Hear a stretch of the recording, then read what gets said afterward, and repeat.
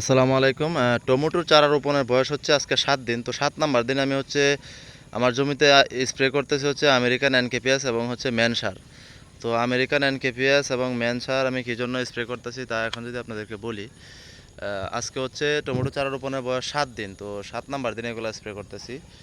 তো ম্যান সার স্প্রে করতেছি কী জন্য অবশ্যই আপনারা জানেন, কারণ ম্যান সারের মধ্যে হচ্ছে কার্বনডাজিম প্লাস ম্যানকোজেব আপনার ছত্রাকনাশক আছে এখানে। তো এটা হচ্ছে গাছের ভিতর এবং বাহির থেকে হচ্ছে গাছকে সুরক্ষা দেয়, অর্থাৎ কার্বনডাজিম গাছের ভিতর থেকে হচ্ছে যত ধরনের ছত্রাক বা জীবাণুর আক্রমণ আছে এগুলো সুরক্ষিত দেয়, এবং ম্যানকোজেব হচ্ছে গাছের বাহির থেকে যত ধরনের ছত্রাকের আক্রমণ হওয়ার সম্ভাবনা থাকে এগুলো থেকে হচ্ছে গাছকে সুরক্ষা দেয়। তো এই হচ্ছে ম্যান সারের কাজ। মূলত হচ্ছে খুবই শক্তিশালী একটা ছত্রাকনাশক। আর তাছাড়া যদি আমেরিকান এনকেপিএস এর কথা বলি, আমেরিকান এনকেপিএস আমি কী জন্য ব্যবহার করতেছি তার কারণ হচ্ছে আমেরিকান এনকেপিএস হচ্ছে মূলত আমেরিকান এনকেপিএস একটা সার।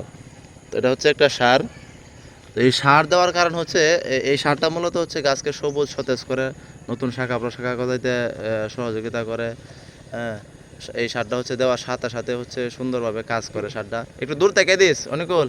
হ্যাঁ, উষা গাছটা একটু দূর থেকে দিস। তো এটা হচ্ছে আমেরিকান এনকেপিএস গাছের জন্য খুবই অত্যন্ত কার্যকরী। হ্যাঁ, এই আমেরিকান এনকেপিএস স্প্রে করার পরে 2-3 দিনের মধ্যেই মূলত আসলে এটা রেজাল্ট দেখা যায়। প্যাকেটে লেখা কিন্তু আসলে একটু সময় লাগে। সময় লাগলে হচ্ছে আসলে রেজাল্ট দেখা যায়। খুবই ভালো একটা জিনিস।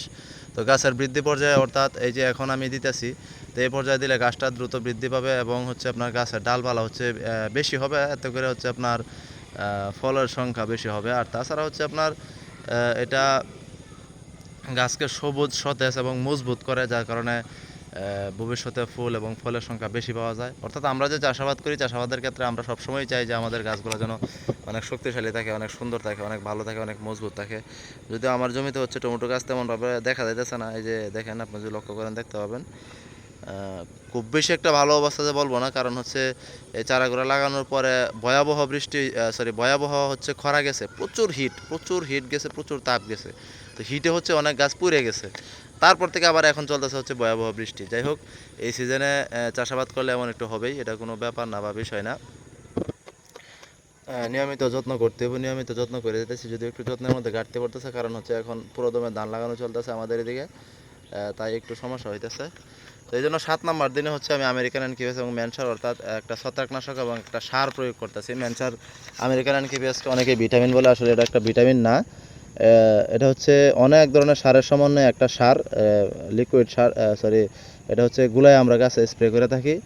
তো এটা হচ্ছে সব ধরনের সারের অভাব পূরণ করে। তো হ্যাঁ, আক্ষরিক অর্থে বলা চলে যে এটা একটা ভিটামিনের মতোই। এটা সব ধরনের সারের অভাব পূরণ করে, গাছকে সুন্দর করে, গাছকে শক্তিশালী করে। তো এই জন্যই মূলত হচ্ছে এই আমেরিকান এনকেপিএস এখন স্প্রে করা এবং ম্যানসার স্প্রে করা। তো আমি হচ্ছে আর 2-3 দিন পরে হচ্ছে আমেরিকান এনকেপিএস এবং হিউমিক অ্যাসিড আবারও গাছের গোড়ায় দিয়ে দিব। হিউমিক অ্যাসিডের কাজ তো আগে বললামই, পরবর্তীতে আবার বলবো ইনশাল্লাহ। তো ইনশাল্লাহ ওই জমিতে আমি ইনশাল্লাহ শুক্রবারে টমেটো রোপণ করবো। ওটা আমার তরমুজের জমি ছিল, এর আগে এটা টমেটো ছিল। তো আশা করতেছি খুব ভালো কিছু হবে ইনশাল্লাহ। তো এখানে আমার পেজে অভিজ্ঞ যারা আছেন তারা অবশ্যই পরামর্শ দিবেন আমাকে। আমি যে আসলে বুঝি এরকম না, আমি আসলে কিছুই বুঝি না, যতটুকু সম্ভব এতটুকু করার চেষ্টা করি। তো আসলে এই যে আমার যদি গাছের কন্ডিশন দেখাই, এই হচ্ছে আমার গাছের কন্ডিশন বা এই অবস্থায় আছে। হ্যাঁ, এখনও হচ্ছে সবুজ সতেজ হয় নাই, বা এখনও যে গাছগুলো খুব ভালোভাবে উঠবে এরকম না। অভিজ্ঞ যারা আছেন তারা অবশ্যই পরামর্শ দেবেন। অল টাইম আপনাদের পরামর্শ কামনা করি, পরামর্শ দিয়ে পাশে থাকবেন। ইনশাল্লাহ আশা করি ভালো কিছু হবে। তো ভালো থাকবেন সবাই। আসসালামু আলাইকুম।